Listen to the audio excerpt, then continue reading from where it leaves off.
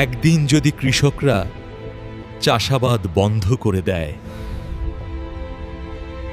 বাজার ফাঁকা হয়ে যাবে, ও খাবার থাকবে না। The market will be empty. There will be no food. $10 for one pepper. That can't be right. I know, ma'am. I wish I could do something about it. দাম হবে আকাশচুম্বী। খাবার হয়ে যাবে বিলাসিতা। লাখো মানুষের কাজ বন্ধ হয়ে যাবে, অর্থনীতি ভেঙে পড়বে,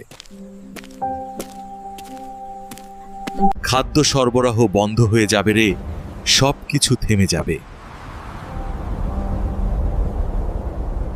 আমরা অন্য দেশের উপর নির্ভরশীল হয়ে পড়ব।